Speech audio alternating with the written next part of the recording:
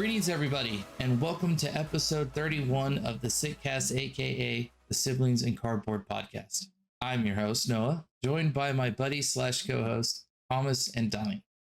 Whether you're a veteran card gamer or a first timer just testing the waters, we are all siblings in cardboard. Guys, how's everything been since the last time we got together? I mean, it's like full weeaboo mode.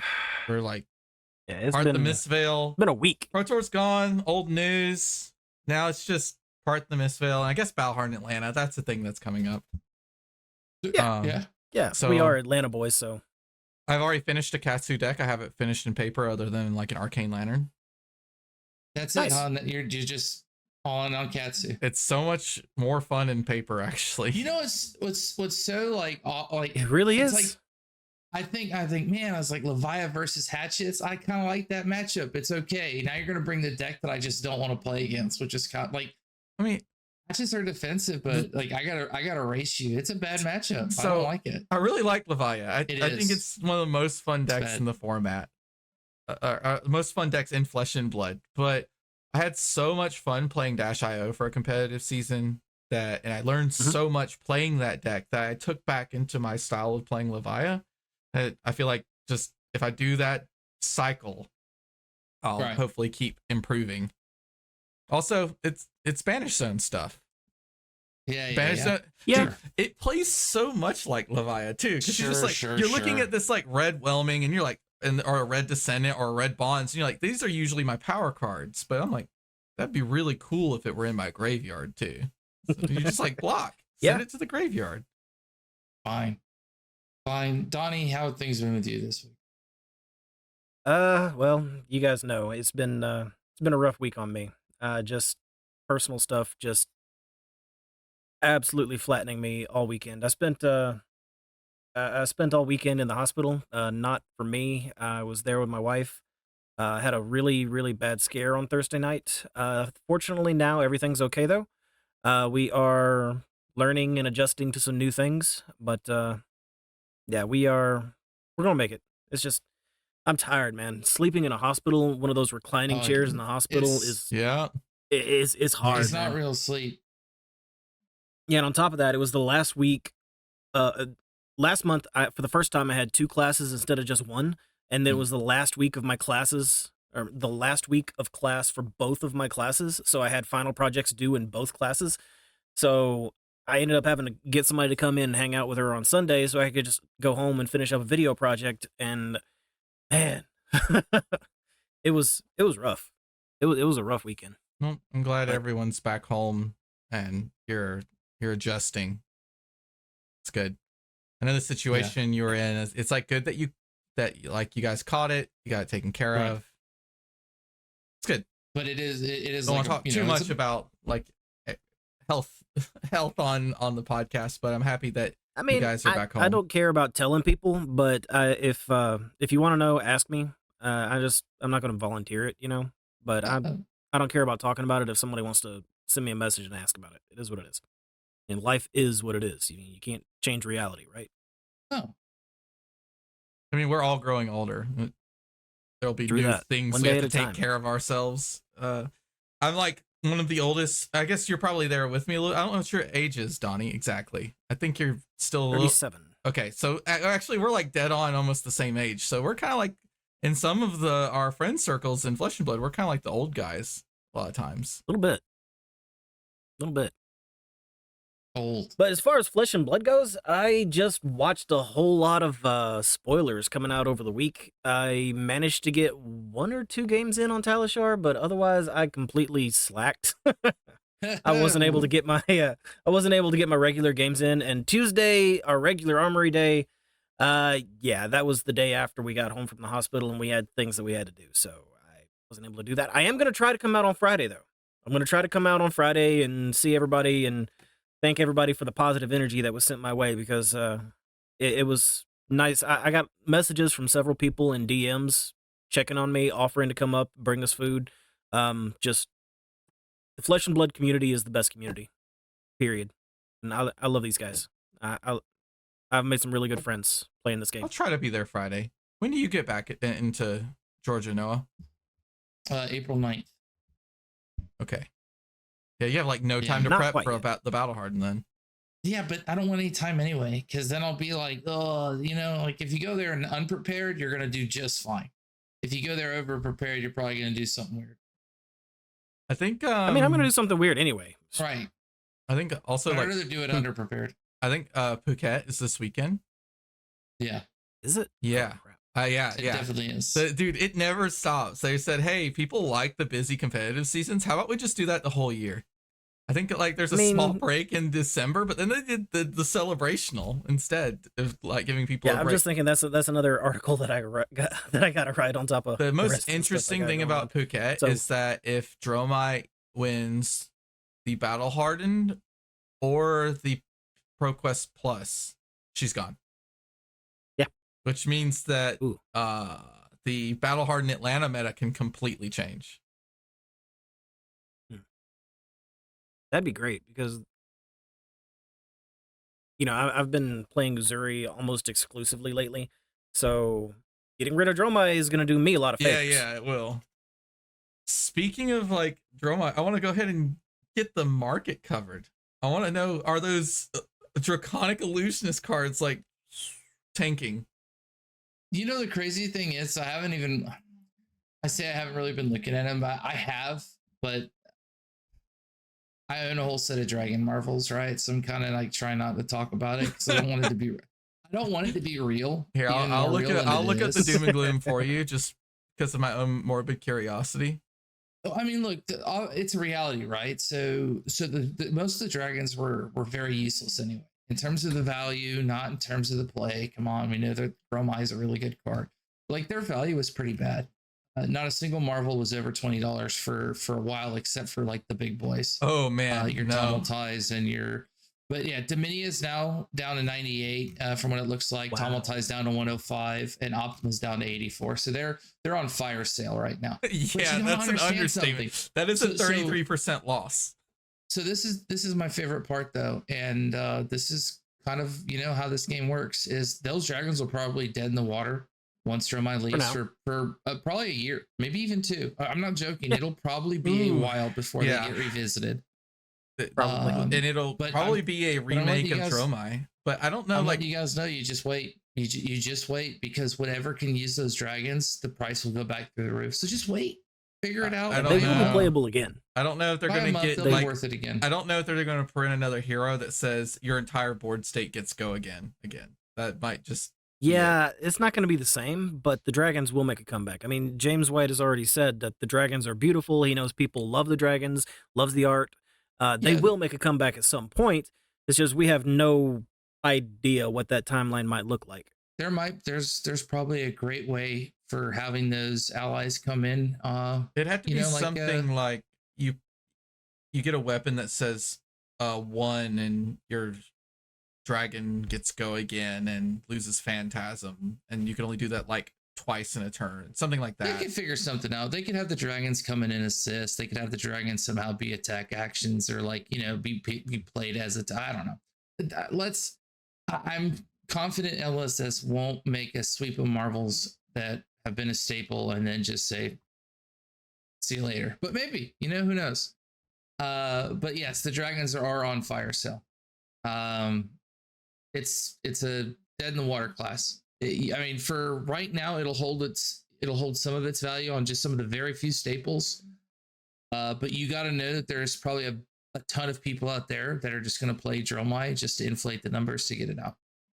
I know there are probably people out there going. She's not making it past the first. She's not making. She's no. Not there will be people scooping left and right just to get that hero out. Unfortunately, it will go way faster than Briar. This won't be some Briar situation. But if we want to get into the market, it's crazy. I look at some of these cards and I think, okay, every time a new card gets released, like there's going to be some crazy spike. It really isn't.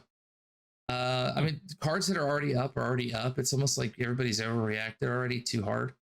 So, that's, Phantom Tide Moss still up there. Diadem still up there. I mean, cards are, if it's in one of those 3 categories, Ninja, Illusionist, Assassin, it's probably went up in some shape or form. Does it say Spectral Shield? it probably went up. Does it say Tiger? It probably went up. So, I mean, I could have picked like 14, but I want to pick some of the ones that are just more relevant into the two, I guess, relevant to the meta. At least they're heavily played right now, and two that are more for the next. We're gonna start with Balance of Justice. I know we talk about this card a lot, and I normally wouldn't put it back on the radar, but it was pretty steady. At about $120 at Rainbow Foil for a while. I thought it was pretty, whatever. I thought it was going to be there for a little bit. It's up to 160 now. Mm-hmm. And so on the Rainbow Foil, yeah. And so I like, it's a pretty significant increase. Wow. Yeah, and that's because there's so many decks that are playing these cards that draw 2 cards in a turn. Like KO is consistently doing well. It's worth putting into your list just for him.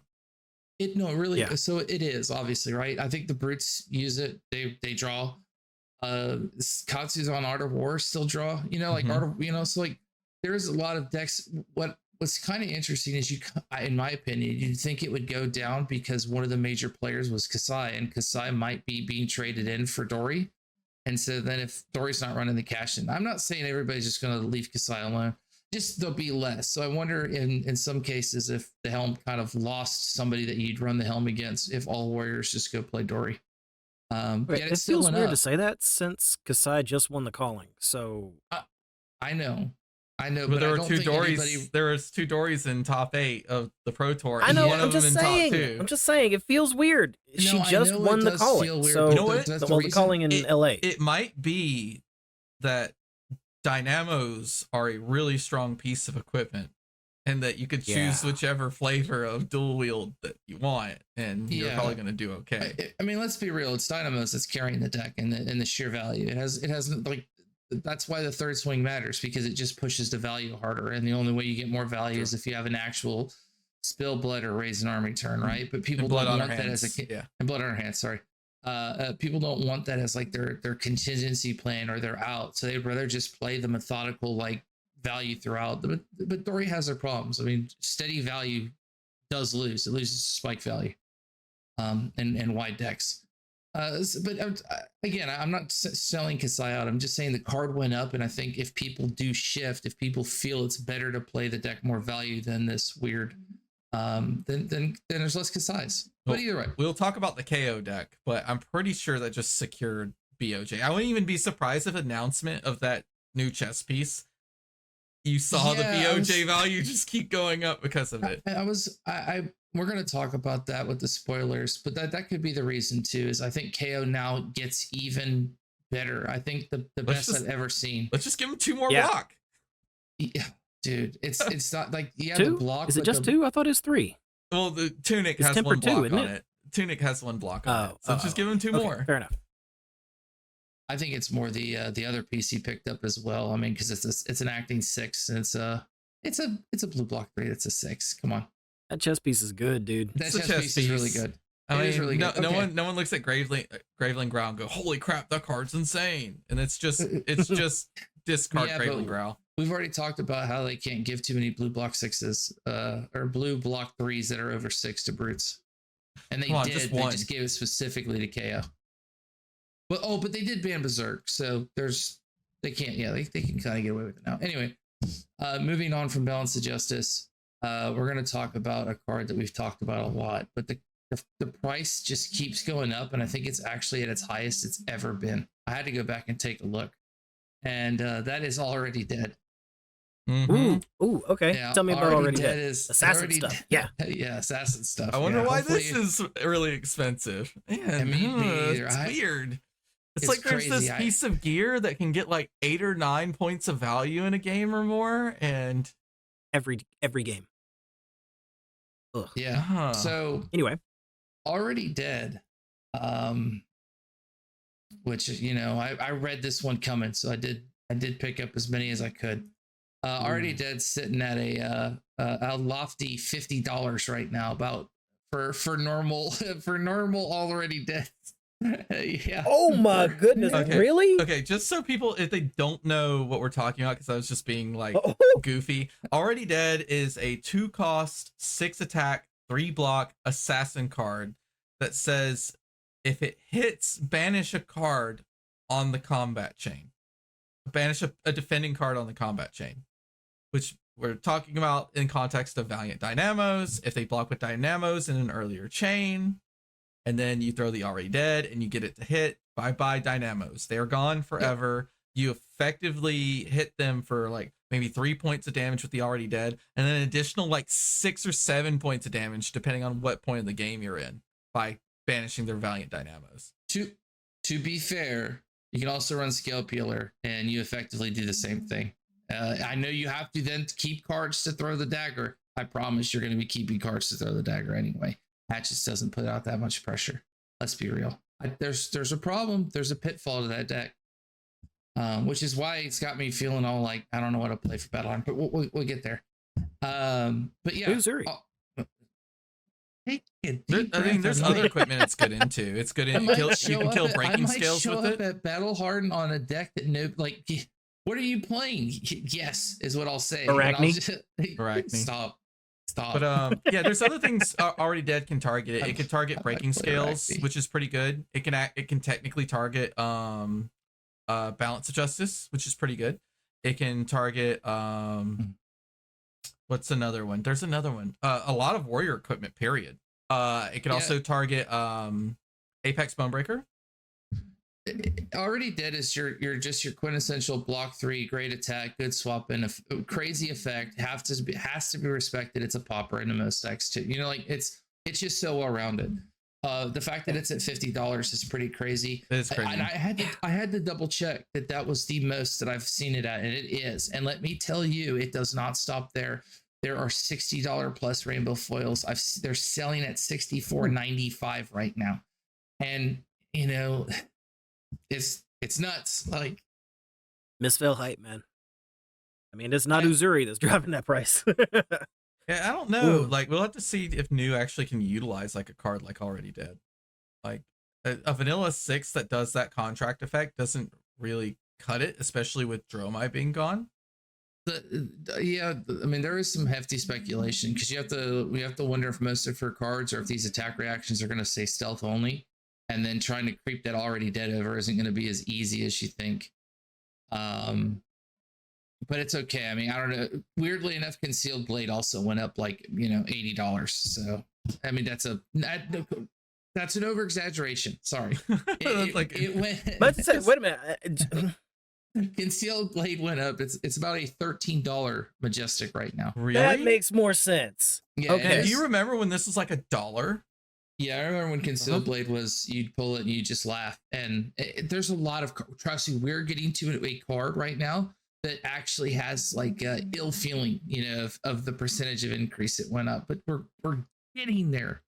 We're getting there. We haven't gotten there yet. We're gonna dodge it for the next one. This next card came out from Heavy Hitters. No way, and everybody laughed at it, and now everybody loves it, and it's gonna be a very good card next set. And it's called Ripple Away. Yep, that's right. That's right. Card's good. I wanted to run around the Pro Tour and buy up every Ripple Away. Like as soon as it was announced, I said we gotta go buy it. But I gotta get a play set. I still don't have them. I didn't buy up the Ripple Aways, so there's plenty of Ripple Away somewhere. But yes, the card went up. I mean, drastically. If I get to go back here and look at what it was selling for, back in its early days of nobody wanting it, $1.99, 84 cents, 85 cents, so 99 cents. So $1, solid dollar. We are looking at a $6 normal card now and a $10 rainbow foil. So we got some respect on that card now as it trends upward. But by the way, you remember when I said agility tokens are usually a little higher than 3 points of value? Ripple Away going up that high, people agree. Like nixing out the agility token off of a KO, if that's all you do with the card, sometimes just wins the game. It does feel good. That is a really good. I mean, because that's with, right? That's with that the brute doesn't have, and so they're relying on the one attack. The one attack feels good. Sometimes you get a might token two. off of it too. Right. And it's a blue block 3. I mean, so like it feels good in most decks. I also think that it costs nothing. It's an instant. You just discard it. 2 if you played it as an attack action, but you're not playing it. You're playing it for the instant. This is what we would consider a Yu-Gi-Oh hand trap. Yeah, is what it is. Yeah, exactly. Okay, because Flesh and Blood said we kind of like that stuff. I get it. I know James White used to play dude, Yu-Gi-Oh. I love these aura tokens. Keep adding them. Hand traps are sick. And Ambush from the Arsenal's sick too.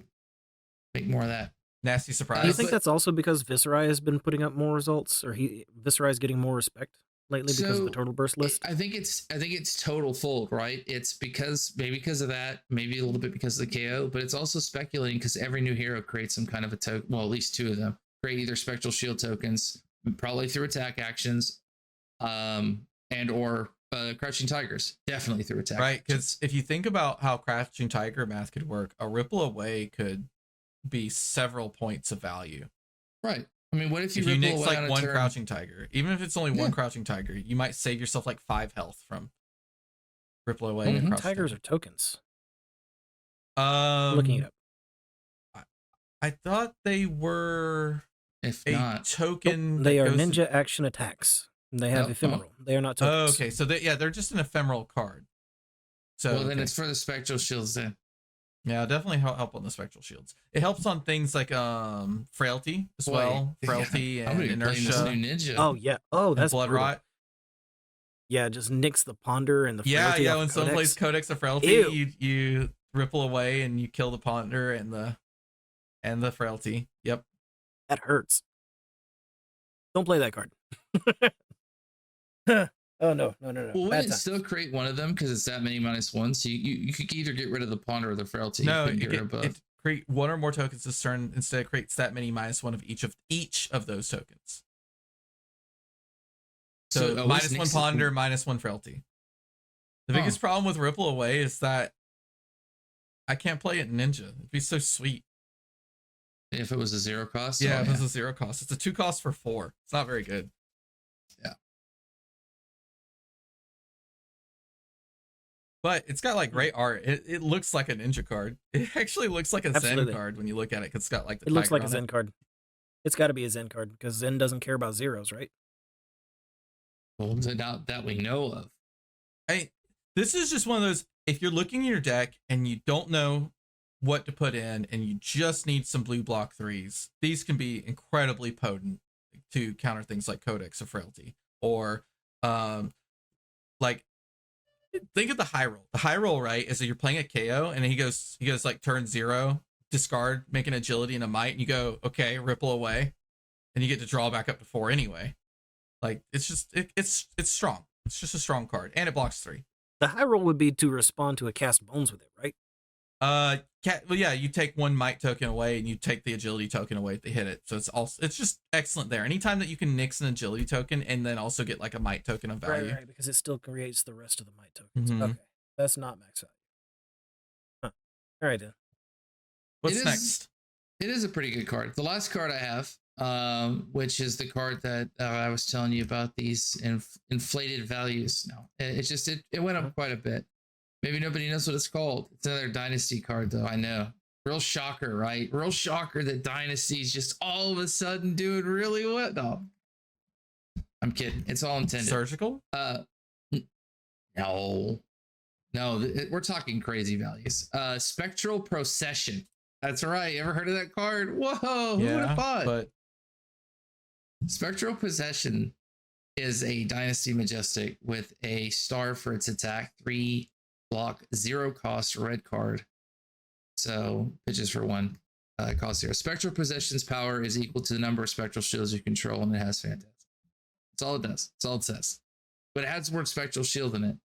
And because it has the word Spectral Shield in it, it was at one point a 10-cent Majestic, 30 cents, It is now $2. We're going places. Huh. We're going places with that card. Yeah, you can see it too. It just goes straight up. You could look at the 1 month and it's just up. it's been all up from there for that card. Interesting spike there. What is that in percentages? You know, I from have 10 an honorable cents to mention for you that's in the reverse 2,000 direction, is- though. Or $2 is what? I don't know. That's 2,000%. Something like that. I have an honorable Maybe. mention that's going in the reverse direction that I think people should consider. You should. Warmonger's Diplomacy. It's actually a Isn't good it? time to pick them up. They've dropped in price. And there are these like sneaky decks sitting in the back lines that it's good against, like Viscerai, Turtle Burst Viscerai, and not OTK Viscerai, but Turtle Burst Viscerai, and there's an aggro list of Viscerai. They're not terrible, especially Turtle Burst. Turtle Burst is so hard to deal with if you don't know what you're doing, like if you don't know how the deck works, because it's really hard to evaluate like how fast you're going to suddenly die. So I think also when Dromai goes away, Rangers get better. Warmongers isn't the greatest versus Riptide because you can't just time walk him because he usually can trench the card out of Arsenal, but it's great against Azalea and it's not terrible versus Riptide.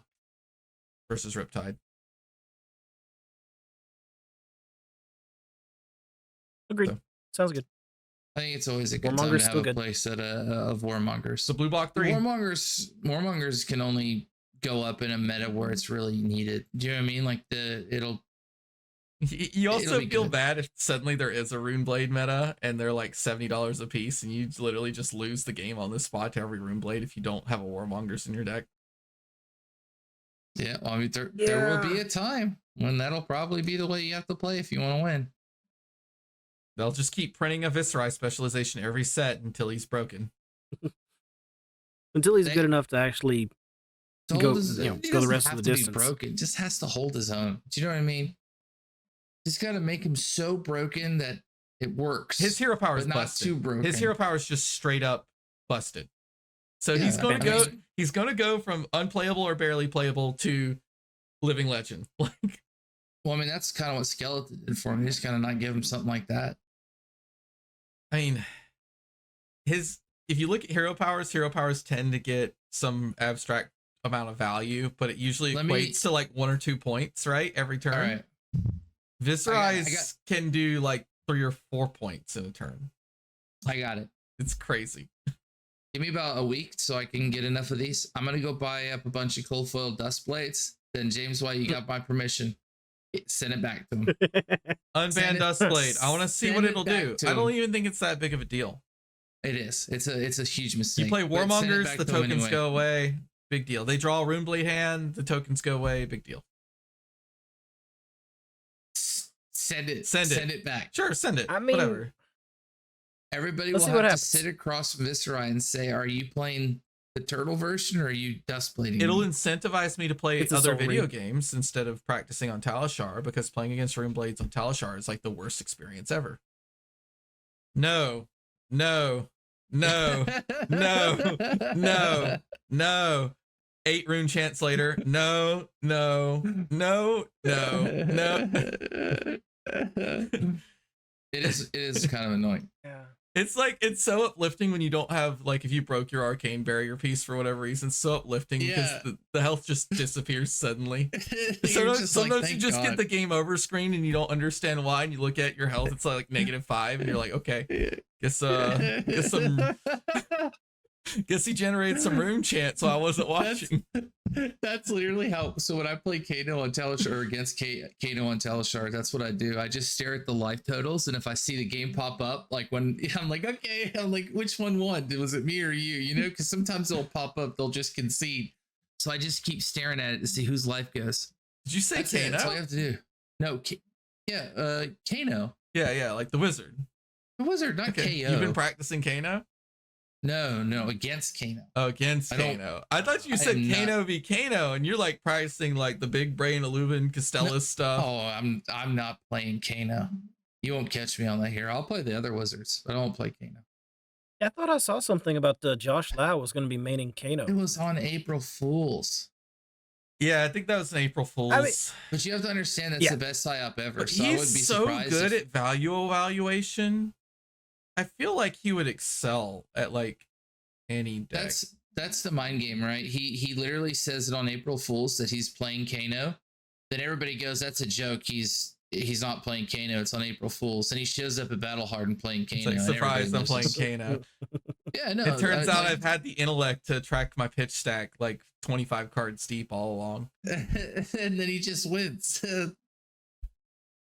All right. Speaking of showing up to things, there will probably be a Josh Lau in Atlanta in a week or so for Battle Hardened Atlanta. We have Battle Hardened Phuket this weekend. We get to see like how the meta shifts coming out of Pro Tour with Dromai certainly hitting Living Legend.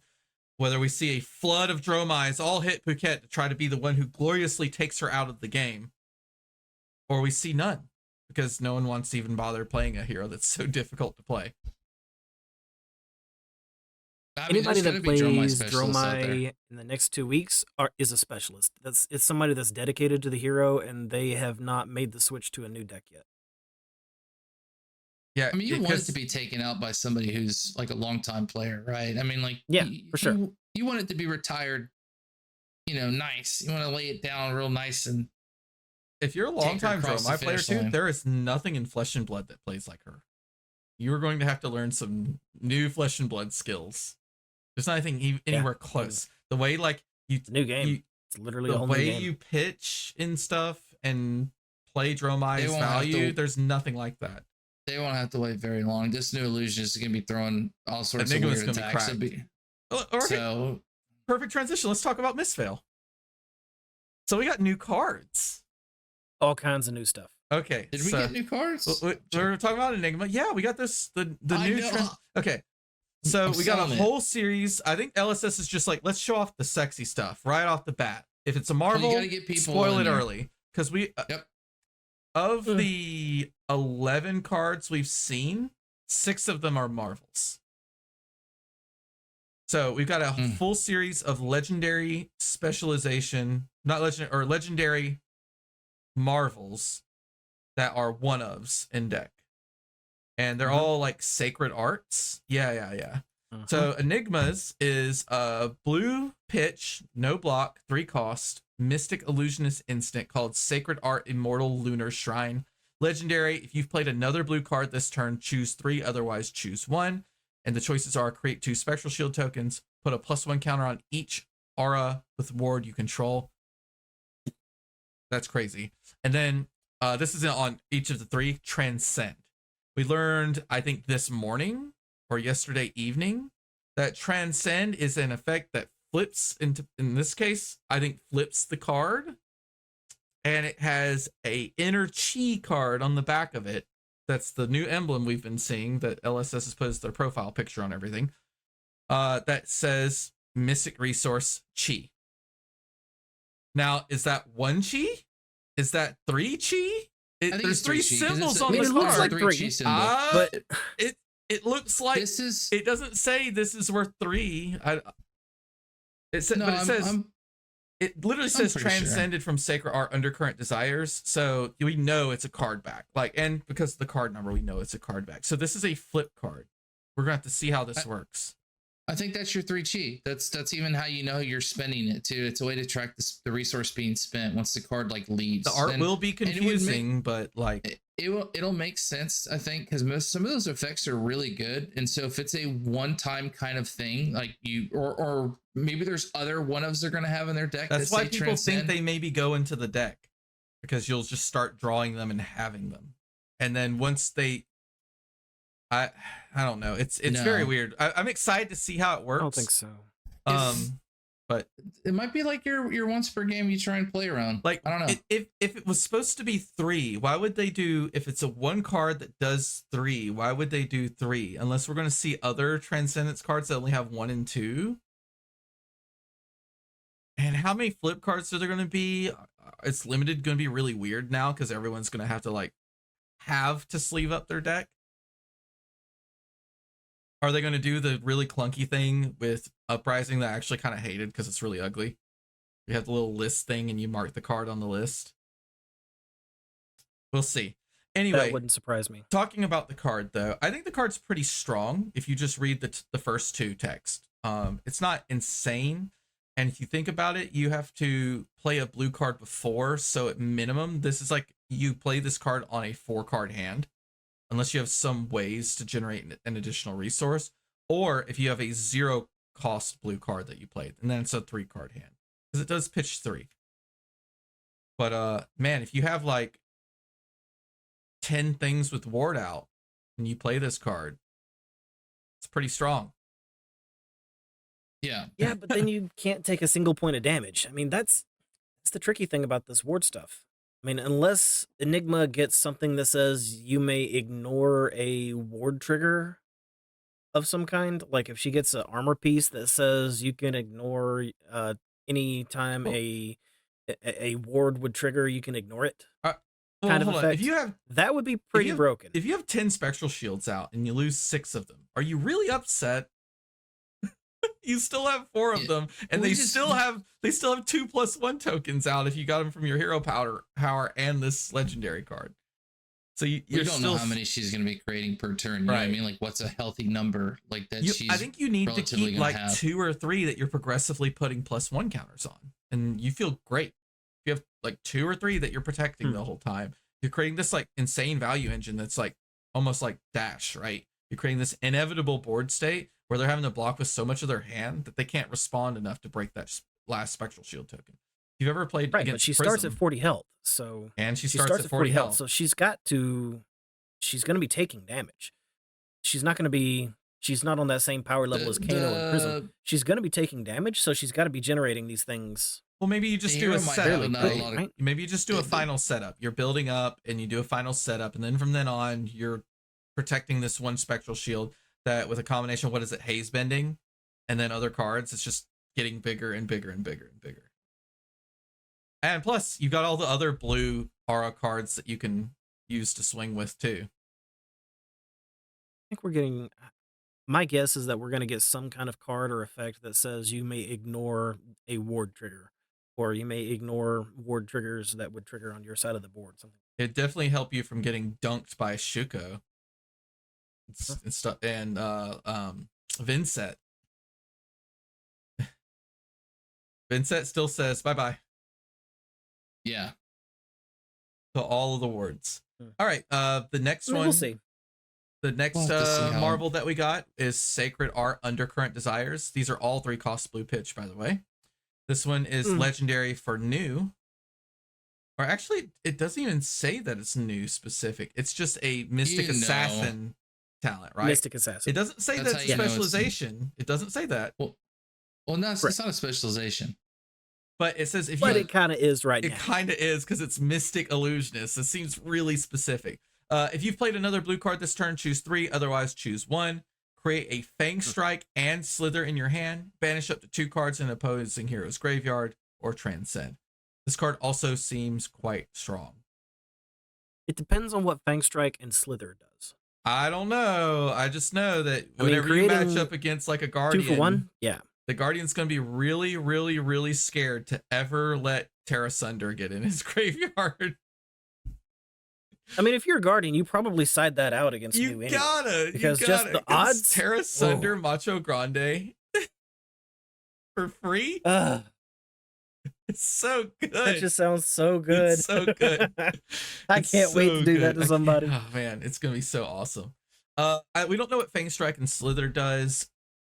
For all we know, it could be like an assassin stealth card that has some detrimental on hit. Fang Strike could be a Bloodrot Pox or something, another way to apply Bloodrot Pox. Or something similar.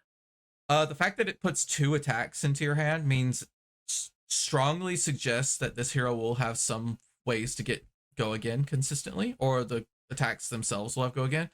Could be that Slither is like some weird react as well. We'll see. She either could be playing with, or the whole assassin sleight of hand type thing. Do I have it? Do I not have it? But playing it really well with like different on hits or codings or effects. Yeah, I think so. Just maybe a different form of disruption. News card is definitely the most interesting. It's the one that makes me go, what's happening here? Yeah. I want to know what Fang Strike and Slither is. Okay, so we have to touch at least a little bit on this fantastic art. Oh, it's Oh, insane. My it's goodness. impeccable. Yeah, I mean, everyone's been using a certain H word to describe this set. Hot? No, horny. Yeah. Oh, wow. I did not get that at all. I'm sitting here all confused. Like, wait a minute. What H word? Yeah, am I that old? They have been putting a lot of like definitely sex appeal from both gender ends too, because like Zen is certainly very handsome and they're making him look very attractive. Yeah, he's tasty. Enigma is very attractive. Nu is very attractive. Yeah, that art is good. There's a little bit of butt cheek in it. Mm-hmm. And definitely a naked back. All right, the last one. Well, the game is rated 16+, so I'm glad to see us leaning a little bit more into it. I feel like I'm playing a game geared more towards card shred, less for kids. If you've seen the card shred, there aren't many cards that are worse than shred. That card has got some messed up art. It's pretty rough to look at. Like a lot of times you just kind of like don't pay attention to it, but the art on that card is extremely rough. Okay, so our last sacred art confirms Zen is a Jujutsu sorcerer, I guess. Sacred art Jade Tiger domain. So he sounds like domain expansion. Right? Yeah, he's like Megumi's brother or something. If you've played another blue card this turn, choose 3, otherwise choose 1. Create 2 Crouching Tigers in your hand. Your Crouching Tigers get +1 this turn, and also has Transcend. This one sounds like it could be like you park this in your arsenal and you just win the game when you play this card. This might be the most powerful one. I mean, it depends on how he plays. I mean, if he's going the full go wide as possible kind of strategy, yeah. Well, just think of it this way. That's what the Tigers want to do, right? Just think of it this way. If this thing is like the Transcend is your 3 chi in one go, you park this in arsenal, you play it, you use the chi immediately, you get a Crouching Tiger, you get a card with combo, and then you have 3 Crouching Tigers in your hand that all have +1 right off the bat. So just by default, I feel like this one has the highest value just packed into it from what we know now. Enigma could still be higher. Nu could still be higher. We don't know what Fang Strike and Slither is, but with the cards that we understand now in Flesh and Blood, I think this one has the most value just packed into it. It's really strong. Ninja Mains Rejoice, I guess. That's why it makes sense that they might be like these once per game type things. Yeah, there's only one of these. That's why these cards are legendary. Yes, that's for sure. Yes. Yeah, but like maybe they're the only cards that you get to Transcend. Transcend's supposed to be this like no way. That would make these hero powers really not good. That's the only way to get chi. Yeah.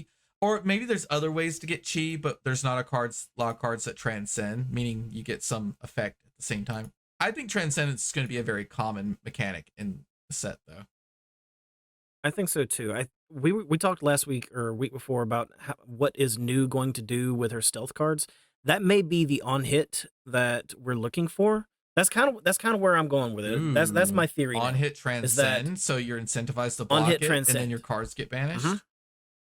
Yeah, and Noah, you mentioned earlier about the transcending stuff. When it transcends, maybe it just stays on the board, and then when you pitch it, it flips back to the correct side, the normal side. That way, you don't have to change any rules. Then it rotates back through the deck. Wait, no way. You don't think so? No way, because that means you get to put these legendaries back in the deck. Well, that might be why you get to transcend. No, don't do it. That might be why it's a once. I'm just gonna say no. Don't do it, LSS. Powerful. It's already done. I already know. As the game goes on, so you're incentivized to get the game out, so you don't see that many transcends. You see the issue with this with Jade Tiger Domain? You play it, you transcend it, you get 3 Crouching Tigers, you swing with them all. The thing gets slipped back, and then you're going to do. But you're never going to see it again. No, you're going to. The game's going to be over before you see that again. You're going to shuffle your deck. It's Ninja. Well, Yeah, you do get to shuffle with tutors. Maybe right. that's their way. That's the balance. I love it. No, that's my theory. That's my current theory now. I'm okay. All three of these heroes seem so fun. I'm okay if they're so powerful that I have to play one of them. Yeah, no, I'm serious. Me too. I would very much like it if they're so powerful I have to play one of them, because I've already decided I'm going to be playing one of them. Yeah, all three of these heroes have piqued my interest. I'm not a big assassin player, but new seems fine, and I like illusionists and I like ninja. Seems fun. That's not the only cards we got. We also got another illusionist, assassin, and ninja card. One of these cards had the Kano discords apparently just losing their mind. Moon Chakra, Mystic Illusionist instance.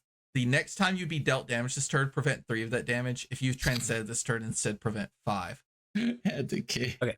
These cards are why I think we're going to be transcending more than just once a game. It does not make sense to print these cards and only be able to activate the full effect one time per game under very specific situational things. If there's a good way to defensively transcend, 0 for 5 is wild. To me, that's more of a reason why you don't transcend that often, because it's a 0 for 5. That's crazy. A 0 for 3 is on rate. Blocking. By the way, a 0 for 3 instant speed prevent is already slightly above rate. That's okay. That actually isn't fair. Come on. Like, no, transcending that's pretty good. Transcending has to be something that you set up to do. It needs to be your defining pivotal moment in the game. And I think if that's the way we're shaping it up, and it's like a once per big sweep, then it makes Chorus of Iron Song. Chorus of Iron Song's getting better. Murkmire Grapnel's getting better. All these things that can't be prevented.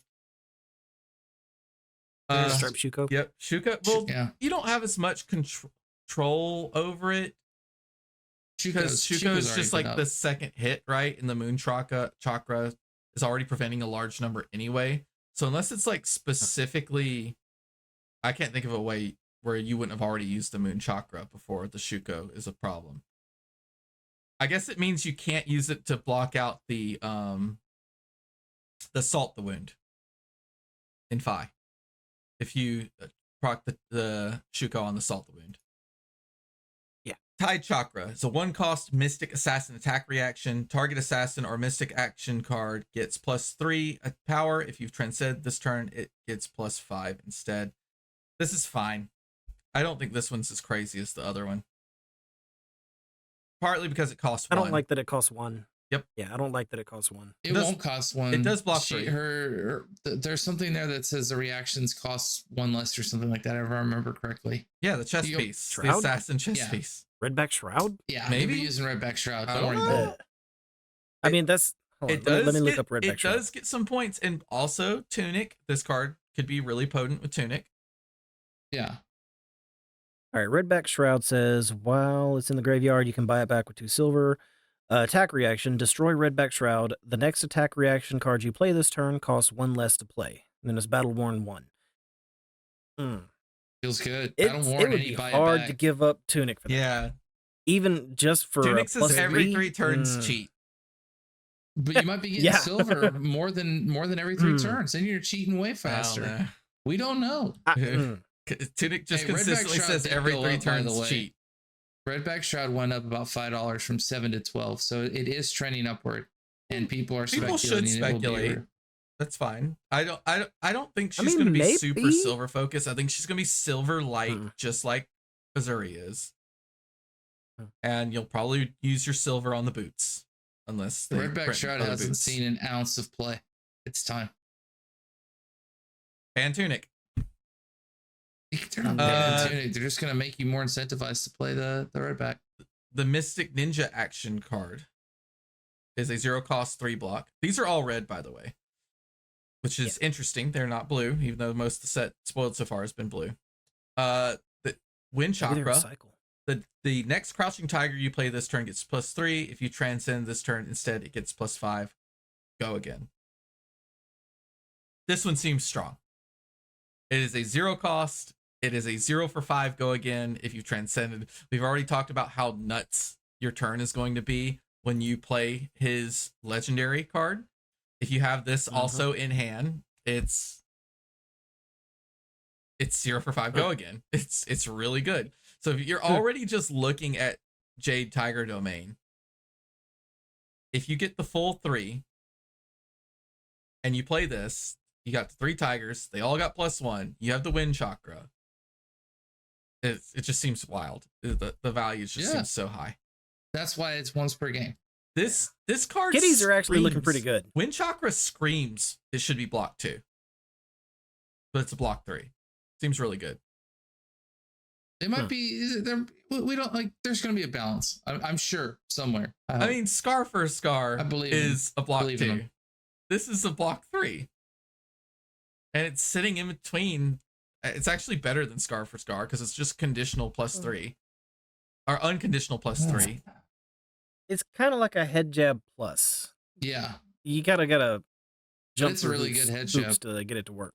I mean, it's a +3. Head or jab only 3. blocks 2. That's true. I was like, I'm pretty sure that blocks 2. This is a head jab plus plus. You do need to have the crouching tiger, but maybe just watch like the best boots for him are going to be the new boots they printed in the UPF product that you just create a crouching tiger out of nowhere. No way. Don't tell me they're going to make other equipment in a previous printed set. Whoa, no. I mean, on demand, create a crouching tiger might be pretty strong in this deck because I already thought about this. Every crouching tiger might be worth like 4 or 5 points on the combo turn, and I'm pretty sure breaking your boots to get 5 points is really good. That's higher rate than most boots breaks are. I think that's all the spoilers we have. Man, we just have no idea what Fang Strike and Slither is, and what these are shaping up to be some build up and burst kind of a hero, which feels good, and you need to be able to survive it and not lose your KO deck. Oh yeah, we do. Yeah. That kind of came out I think like before I published, but after we casted for last week. Yes. So yeah, the new KO deck. This had everyone either excited or kind of like WTF, and I saw a lot of WTFs. So the new KO, that's my camp. The new KO deck has a majestic chess piece. This thing, okay, let's be real. This is a legendary. I just think they're not going to put an L. They're not going to put an L on something they're putting in a $40 product. Courage of Bladehold is this is better than Courage of Bladehold. Like, Courage of Bladehold. It should get more value than Courage of Bladehold. Also, the cost curve, this does more than it usually will in Warrior, with the exception of Blood on Her Hands and crazy Lumina Sabers combos, right? Savage Sash that's what Courage is used for, really. So yeah, like it's Courage for brutes. I mean, it used to be like you used it because it had 3 block on it, and sometimes you got 2 points of value from breaking it, so you got 4 points total.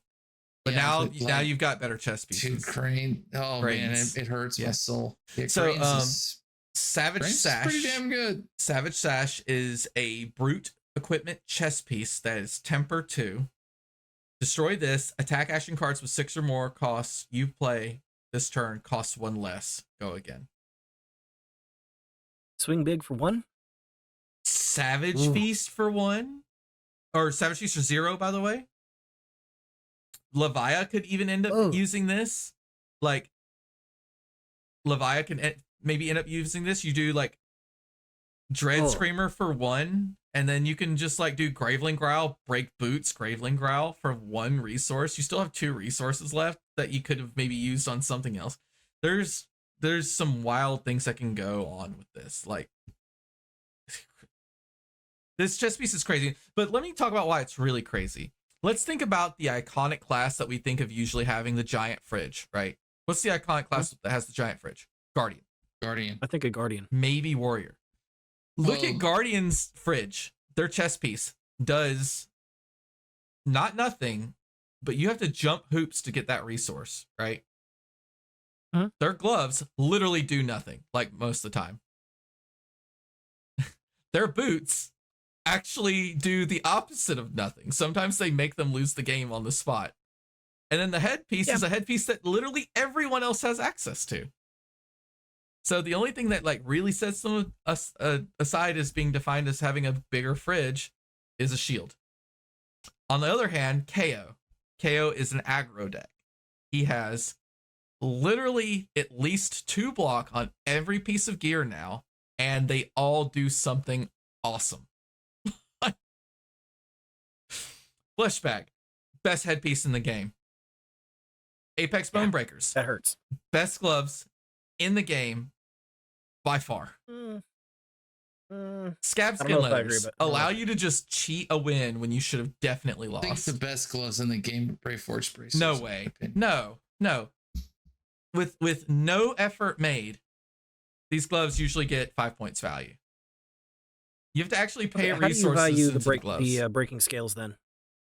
Yeah, How do you value breaking breaking scales? Breaking scales As it sits on the board and just forces your opponent to overblock. I don't know. Command and Conquer for 7's pretty strong. Okay, yeah, that's pretty. That's fair. Command and Conquer for 7. That's fair. And then like now they have a chest piece that blocks for 2, maybe 3 if you absolutely have to, and gives them a Courage of Blade Hold effect, just like warriors do. Like, and they're in pure aggro deck. I think I'm really sad to see this here as a Leviathan player, because I think by the time Monarch 3 comes out, Mandible Claws are gone. I mean, there were 4 KOs in the top 8 of the Pro Tour. He almost got big points. Woo. I am predicting KO might Living Legend before the end of 2024. He's really strong. It's more that like he is probably the most consistent aggro deck, right? Even with his inconsistencies, he's going to be the most consistent aggro decks. Consistent aggro decks accidentally get Living Legend points like crazy. He's got big numbers, and he's got the potential to high roll beyond. He's got like 3 or more points of value per turn, more than 5. And sometimes he has much higher burst turns that don't rely on getting double Art of War. Just relies on literally Blood Rush Bellow in a nice hand. Yes, card's crazy. Bridge.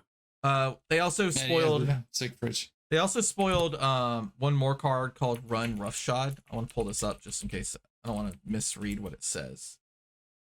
It is a blue block 3 that costs 1. By the way, this will cost 0 when you break the chest. It says play this only if you've discarded a card with 6 or more this turn. So it's basically Graveling Ghoul or Graveling Growl, but for discard instead of banish. If you're familiar with Graveling Growl. It's even the same cost curve. I think this is good. I don't know. It's just a 6 blue block 3. Yeah, but if you've played Leviathan, you understand that this card is sometimes like it's a titanium bauble. Like you literally can't even attack with it. So you'll get in these situations where you're stuck and this is the card you had to keep and it's just claw for 3. Which is good because you don't want them to take a tunic counter off and like swing at you for like 7 with 2 might tokens off of a tunic counter. Yeah. However, I think there was one more like really grainy spoiler that we saw for the KO deck, but I couldn't find it when I was looking around. Was that the weird putting brew together card? Show notes? That's like yeah. If it hits it, I think it's an Arsenal hate card, right? But there was Arsenal hitter, but I thought somebody said it was fake. I saw some people said they did some analysis on like the person who posted it, and it was also the an April text, Fool's. the box or the color around the text was different from the color of the rest of the bulk. So there's some people saying it was fake.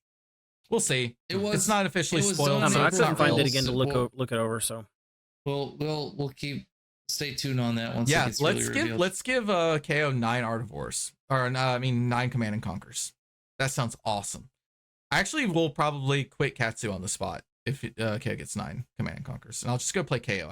I have all his cards. He might as well. I mean, if he's going to be the best deck in the format, and with 9 Command and Conquers, he will be the best deck in the format.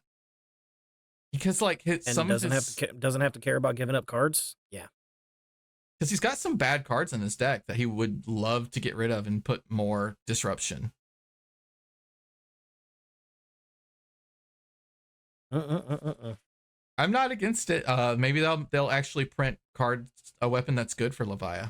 And I'm not piggybacking off of Reinar's cards.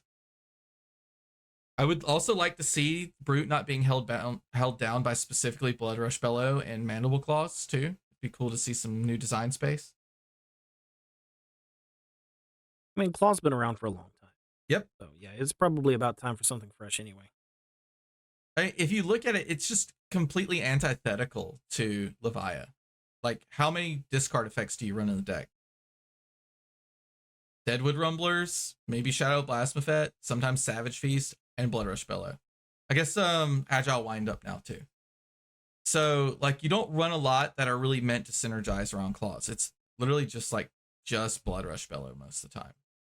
I would love to have a weapon that I can attack with that like synergized with my deck that was like Romping Club. Right, for the value. Yeah. Because most of the time in Leviah, what you're doing for like the first 4 turns, a lot of times you're just blocking 9 Claw. So if it was 4 just instead of 3, just to build the graveyard up. But Blood Rush Bellow is too good to ever like give up. Yeah, I mean it creates some of your highest damage turns, like some of the highest damage turns in the game. It's never coming out of Brute unless they ban it. I mean, it gets really hard to play when Mandible Claw is gone. Because the guaranteed value isn't there anymore. So with Blood Rush Bellow, if you pitch a blue to play it, you've got 5 go again. Always ready. No matter what. At least 5 go again. And then you almost always have, if you're playing Rhinar or Leviah, you have another 5 go again. So it's a 3-card 10, which is not terrible.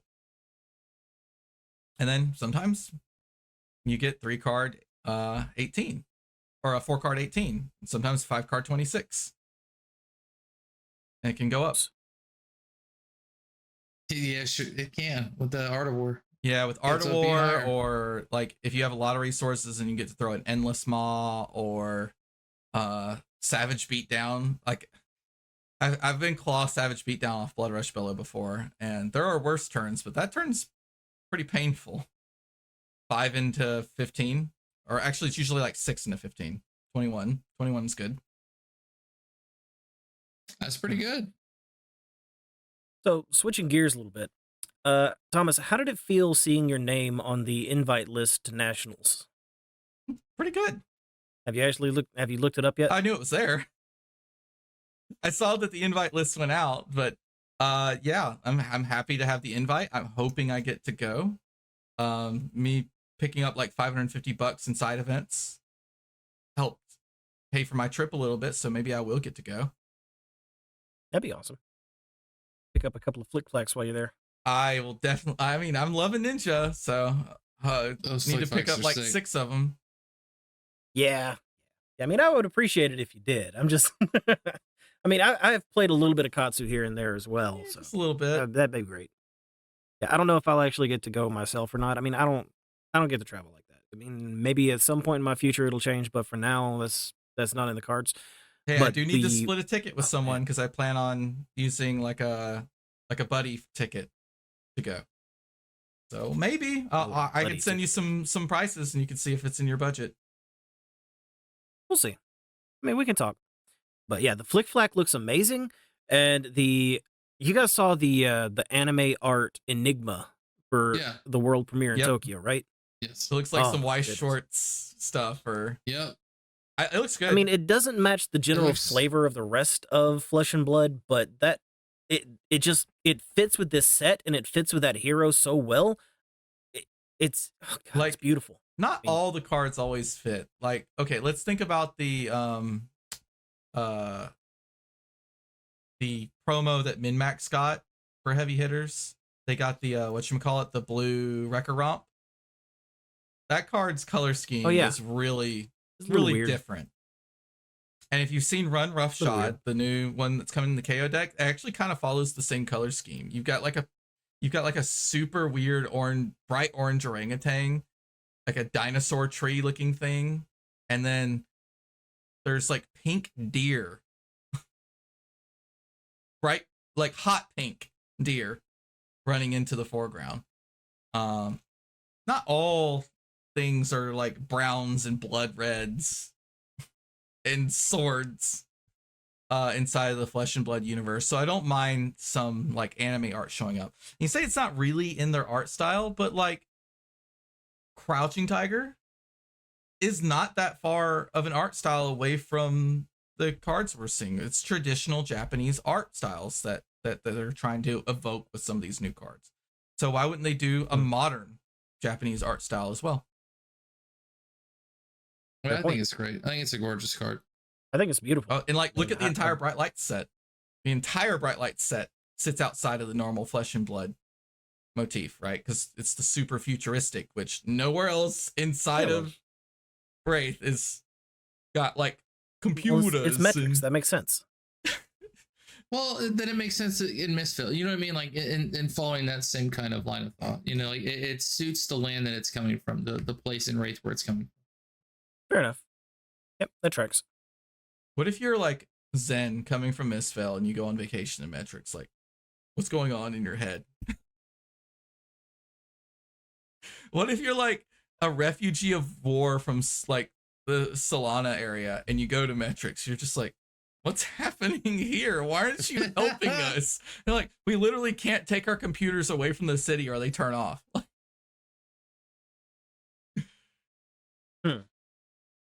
So yeah, there's some. I can't wait for a lore update because that would be interesting. Yeah, we don't even know when Bright Lights actually takes place in the full timeline of things. It could be like 20, 30, 40, 50 years in the future after the events we're seeing now. Because we don't think so. Because they did some retcon didn't they send with Dash, right? We don't know exactly when all the Dash stuff now happens in the timeline, because it used to be she was like the daughter of Teklovasan. Now she's like, yeah, they changed it, the daughter of a Teklo employee who's in charge of Teklo Industries, and they get the Teklo moniker, but they're not the Teklovasan. Yeah, weird stuff like that. Yeah, we've got a buddy that probably could tell us. Yeah, and he did. I think Saint Havoc is his YouTube handle. Zach, let us know, man. I mean, if you're listening to this one, let us know. Do some more lore stuff. Put it in the comments. So these confusing timelines can get like kind of ironed out.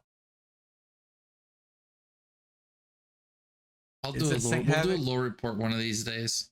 I think it is. I want to shout out his actual YouTube channel, Havoc, if I could find it. But yeah, it's our buddy Zach, and he does like voiced over lore videos. The closest style I could think of is like when Vati Vidya, who does all the like Elden Ring and Dark Souls stuff, when he does his more like story focused ones.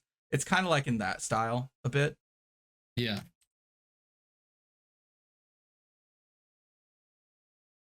I'm subscribed to him. I know what it is. I've watched most of them.